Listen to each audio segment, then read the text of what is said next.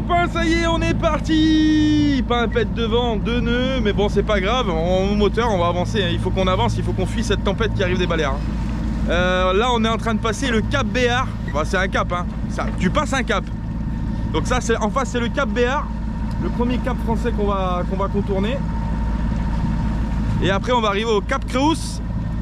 Et le Cap Creus, c'est le cap de l'autre côté, mais le côté espagnol. Donc on va faire un arrondi en fait au niveau de la pointe. Et du coup, voilà. Bon, ça brasse un peu. On a de la petite houle sur 1 mètre à peu près. On fait des bons surfs de 1 mètre. Tu vois, hop, hop. Elle est de côté, elle est latérale. Donc on se fait un peu balloter à droite à gauche. Wouhou! Tu vois. Et là, une fois qu'on aura fait l'arrondi du Cap Béar, donc là il y a le phare du Cap Béar qui est juste en haut. Et là on va faire l'arrondi là-bas derrière, on va passer derrière et après on va longer les côtes jusqu'au Cap Creus qui est de l'autre côté là-bas au fond. Et là ça va être pittoresque parce qu'on va longer les roches et tout ça, il y a plein de trucs sympas, il y a plein d'endroits sympas, il y a des zones de mouillage qui sont à l'intérieur des rochers. Alors on n'ira pas parce qu'évidemment on veut pas trop perdre de temps, on veut vraiment se mettre à l'abri parce que la tempête arrive incessamment sous peu dans 2 jours. Donc on veut vraiment arriver à Rosas. Même pas? Non, elle commence plus tôt.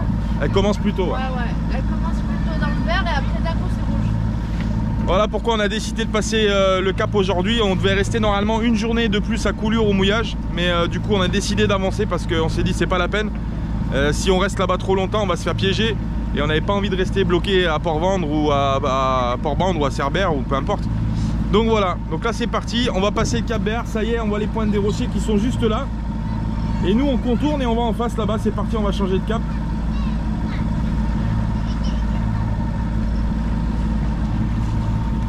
Bye bye le Cap Béar.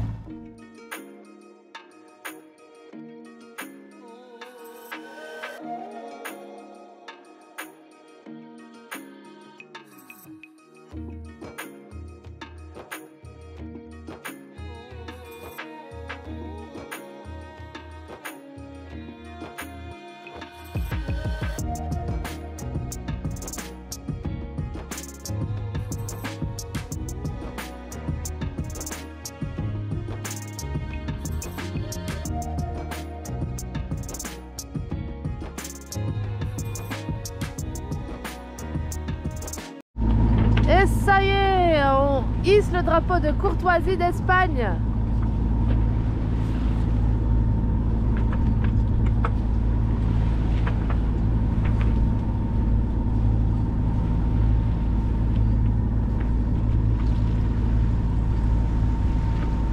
Super. Ça y est, c'est officiel. Premier pays traversé avec le voilier, l'Espagne. Drapeau de courtoisie mis. Et bah maintenant direction, il y a de la houle, ça brasse. Ouais. Direction le Cap Creus, juste en face les copains, c'est parti.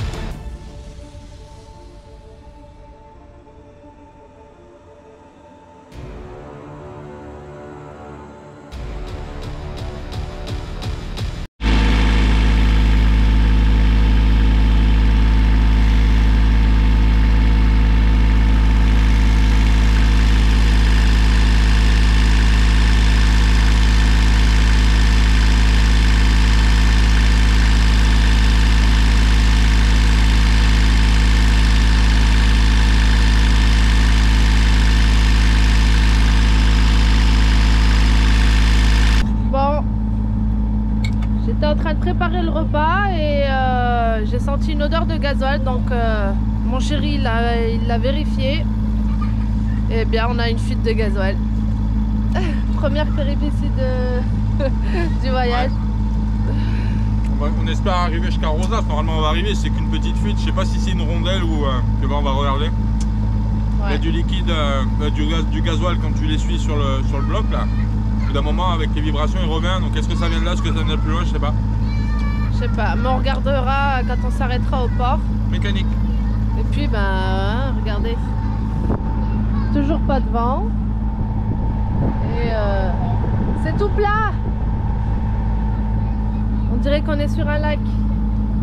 Hein? Ouais, moi je casse la peau. C'est tout plat. Décidément, depuis le début du voyage, hein, on se tape des pétoles, soit on se fait brasser, après pétole, il n'y a pas de vent, pas de vagues.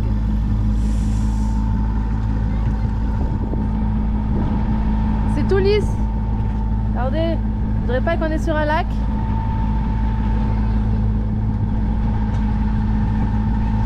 Bon bah du coup la guigne, hein. Ouais. Quand on est parti aujourd'hui de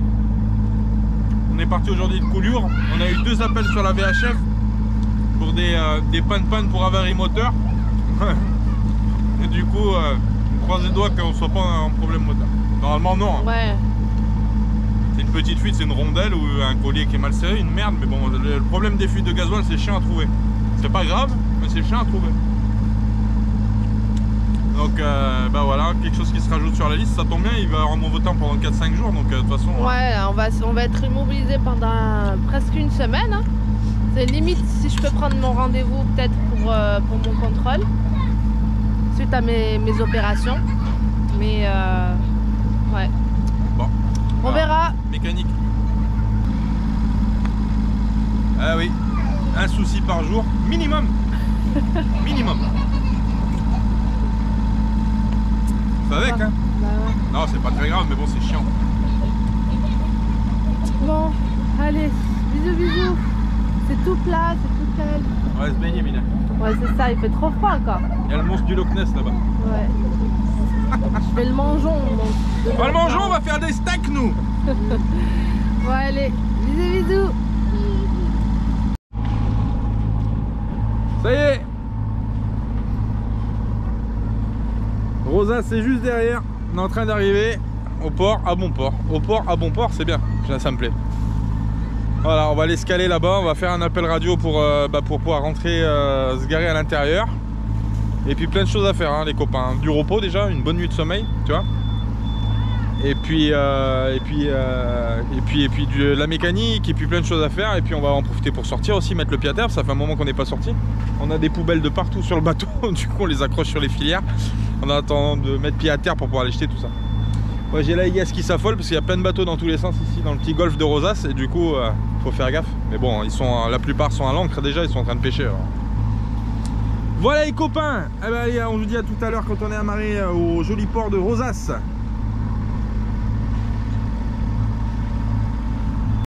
Bon les copains, coucou mes copains, bah ça y est, bien amarré au port de Rosas. Ouh, fatigué, je suis fatigué. Ça a été une galère pour rentrer en plus, vraiment j'en ai galéré. Laisse tomber, le courant qu'il y a dans le port, c'était le merdier, j'ai dû m'y reprendre à 2 fois. Pourtant il y a de la place, hein. C'est pas comme s'il n'y avait pas de place. Hein. Mais le courant il te pousse d'un côté, il faut pousser sur le bateau de l'autre, c'était vraiment la merde. Franchement j'ai galéré. C'est la première fois que je galérais autant d'ailleurs pour reculer le bateau. Donc voilà, amarré à Rosas, au port de Rosas. Alors il fait pas super beau parce que évidemment la tempête est en train d'arriver. Donc c'est pour ça qu'on s'est foutu là à Rosas et je pense qu'on va y rester 4 ou 5 jours. Ça tombe bien, en même temps on a des choses à faire. Donc le port est super grand, hein. Franchement il est balèze. Il est vraiment grand. Nous on est garé ici pour aller à la capitainerie, il faut faire tout le tour là-bas. Alors heureusement ils ont eu l'intelligence de mettre des sanitaires de ce côté là du quai, donc là-bas au fond là, vers la station service. Il y a des sanitaires, des douches et tout ça, donc on pourra faire les douches là-bas, on n'aura pas besoin de faire le tour. Mais par contre pour aller à Rosas, on va être obligé de faire le tour, il va falloir qu'on jette les poubelles, tout ça. Qu'est-ce que je voulais vous dire d'autre? On va se préparer à refaire ce qu'on a à faire là au niveau de... On va ranger là, on va se poser ce soir, on va se poser, on va rien faire. On a tout saucissonné là les voiles.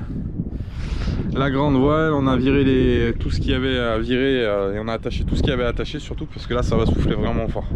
Donc du coup on ne va rien abîmer. Et puis voilà, et puis on va profiter un peu. Ça va faire du bien de faire une bonne nuit, on va faire une bonne sieste. Et puis ce soir on va quand même aller faire un petit tour à Rosas, histoire de manger dehors. Ça fait combien de temps, Minette, qu'on était parti? Ça fait 5 jours, 6 jours, je sais plus, 5 jours. 5 jours, 6 jours qu'on est en mer, qu'on n'a pas posé le pied à terre. Donc du coup on va se faire plaisir, on va aller manger un truc, un petit bocadillo, histoire de se donner de la force. Et puis demain on attaquera ce qu'on a à faire. Voilà, on va se poser vraiment ce soir, faire une bonne nuit, tranquille, bon petit déjeuner demain matin. Et puis après on attaquera le travail d'Aïdaï. Voilà les copains. Bon bah allez, c'est parti, on va se préparer. Et direction Rosas. Rosas ou Rosas, comme tu veux. Je dis ça comme tu veux. Allez Minette. Oui. Je parle avec ma mère. Ah. Au téléphone. Bon, on la laisse parler avec sa mère. On vous fait des bisous les copains, à plus tard pour la suite de l'aventure de la Mafia Nomade. Ciao.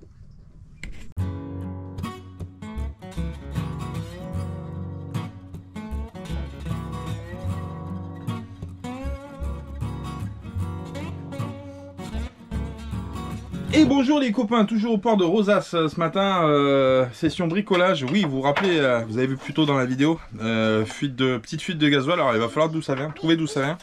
Souci, pour trouver une fuite de gasoil, il faut voir d'où ça sointe, parce que c'est pas une durite qui est percée, donc ça coule pas abondamment.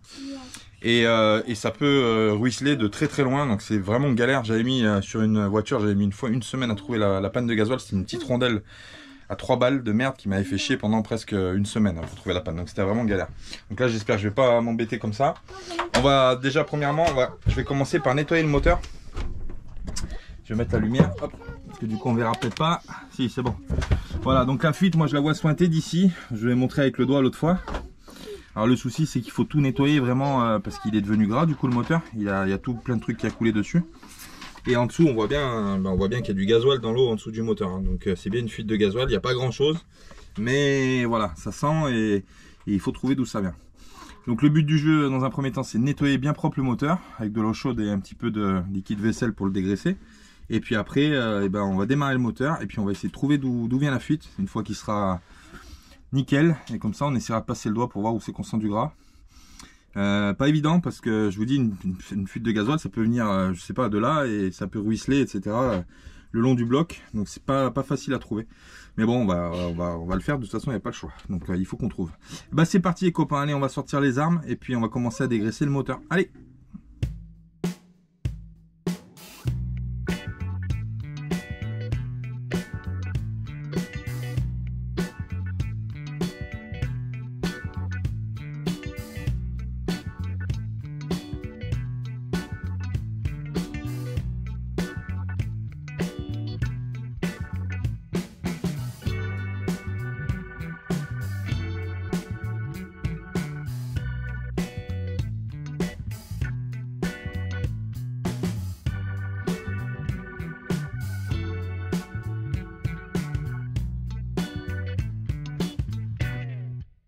On a dégraissé la zone qui m'intéressait pour l'instant parce que je sais que la fuite à 90% elle arrive de là. Donc on va démarrer le moteur là, pour voir un petit peu où c'est que ça sointe. J'attends un peu qu'il sèche un petit peu et normalement c'est bon. Là ça va bien, regarde la différence avec un petit peu de savon, tu sais de gel, comment ça s'appelle le truc pour laver la vaisselle là, liquide vaisselle. Tu vois là j'ai pas dégraissé, regarde là. Dégraissé au produit à vaisselle, c'est nickel, ça rend le moteur vraiment impeccable. Bon après faut se prendre la tête hein, parce que il y a des coins, des recoins, c'est pas facile d'accès. Mais bon la fuite, vous vous rappelez, je la vois ici. Le gasoil s'accumule ici, donc le but du jeu c'est de trouver par où il sort maintenant que c'est à peu près propre. On va essayer de trouver d'où ça vient. Ça vient de là, d'un petit joint, d'un boulon qui est mal serré, d'un collier. On va essayer de trouver ça. Allez c'est parti.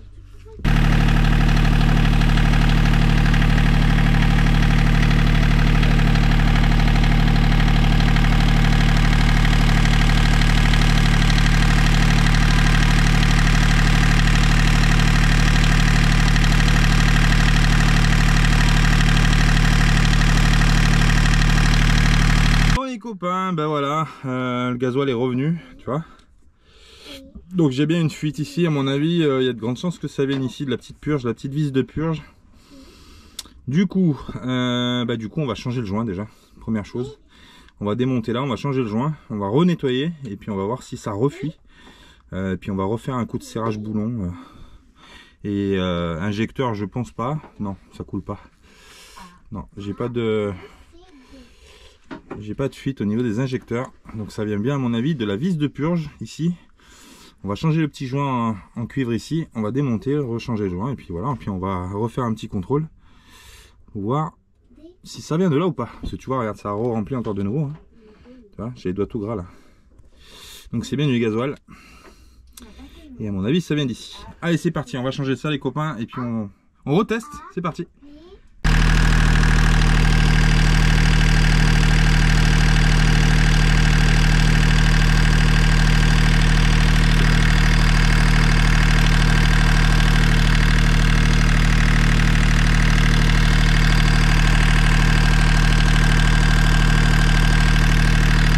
Allez, mission réussie les copains, c'était les petits joints, hein, tu vois. On va te montrer ça. Oh, attends, la maminette qui passe. Maminette. Oui. Comment ça va? Regarde comme elle est belle encore. Oh là là, Maminette, elle est trop belle tous les jours.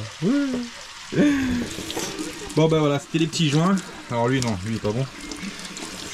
Les deux petits joints donc de la... Ce qui arrive aux injecteurs, du coup ils étaient mortibus. Voilà, donc ça crée une fuite... Ça crée une fuite ici. Attends, je vais prendre la lampe de poche du coup. Hop. Voilà, ça crée une fuite ici. Et puis ça se remplissait, après ça sautait de l'autre côté. Bon c'est parti me graisser là, tout ça. Bon, faut tout que je nettoie maintenant. C'est important d'avoir le moteur toujours propre, comme ça s'il y a un problème on sait d'où ça vient, une fuite d'huile, une fuite de gazole. Et après de l'autre côté, ça passait de l'autre côté là-bas et puis ça allait me remplir ici en bas. Donc ça m'a tout cradé là, en dessous de l'alternateur, tout ça. Et puis bien sûr, je l'ai vu à la couleur de l'eau, hein, en dessous. Hein. Il y avait du gasoil qui flottait. Donc voilà, c'était bien ces deux petits joints ici. Juste ici là. Les deux là, donc j'ai changé les deux et c'est nickel, ça fuit plus, c'est propre, ça reste nickel. Voilà les copains. La mission mécanique réussie. Voilà. Un bon truc de fait, par contre tu pues le gasoil. Hein. Ça c'est l'inconvénient. Quand tu fais des trucs de gasoil, tu pues le gasoil. Voilà. Et ma Minette, elle a pas voulu me faire un bisou parce qu'elle m'a dit tu sens la mécanique. Non, j'aime bien l'odeur du gasoil.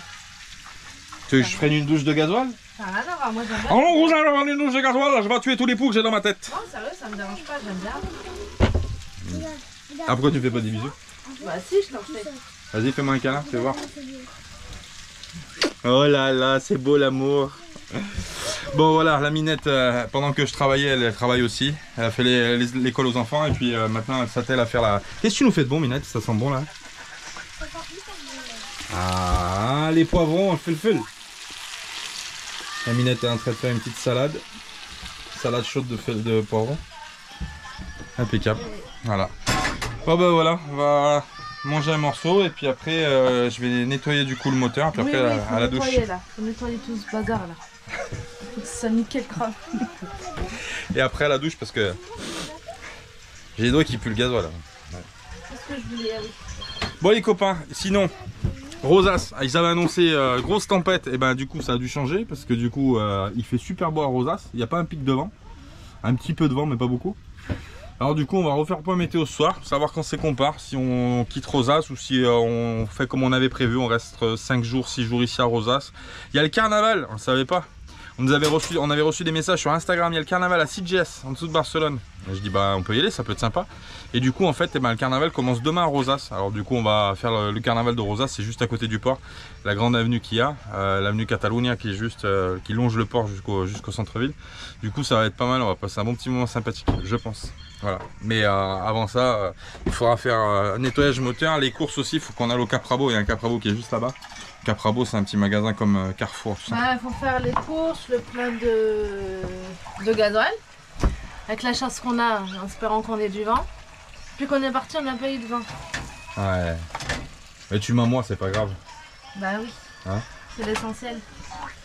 On va monter un système de moteur solaire sur le voilier, comme ça quand il n'y a pas de vent, au lieu de brûler le gasoil, tu fonctionnes à l'énergie solaire. Ça peut être une bonne idée. On a sorti qu'une seule fois les voiles. On avait parlé avec quelqu'un il n'y a pas longtemps en plus. Ouais, on a sorti qu'une seule fois les voiles.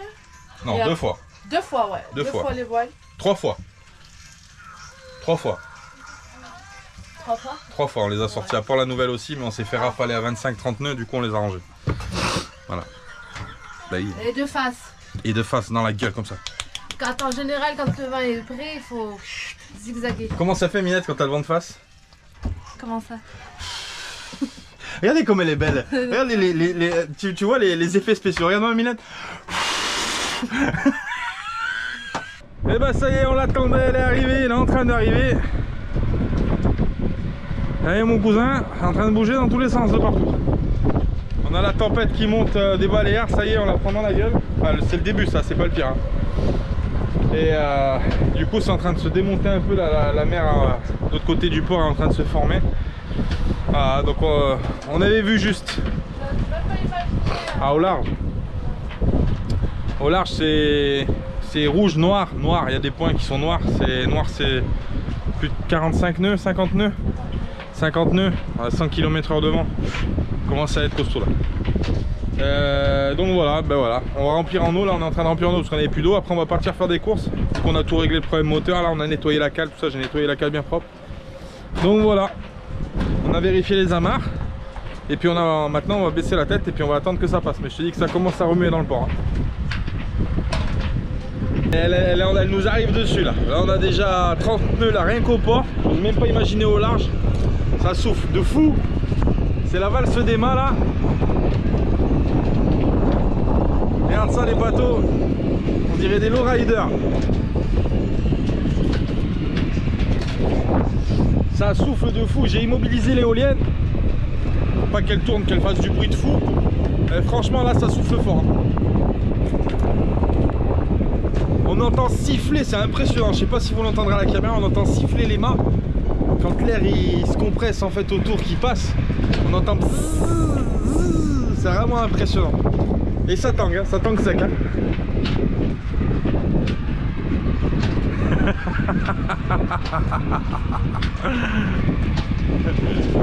Bon voilà, on va passer la nuit, en sécurité amarré au port. Et ça remue pas mal, hein, franchement ça se trouve. Donc la première épisode, deuxième épisode, ça va souffler sec, accalmie normalement vers 3-4 heures du matin. Demain on va être un peu plus tranquille, par contre ça reprend de plus belle après-demain, et après-demain ça va souffler sec. Je sais pas si on me voit bien, si on me voit un petit peu, bon bref, j'ai pas mis les lumières derrière, normalement j'allume mais... Donc voilà les copains, bah, on va se mettre au chaud parce que l'air est frais hein, quand même. Et puis on est content d'être amarré au port quand même. Allez, à plus tard, les bisous.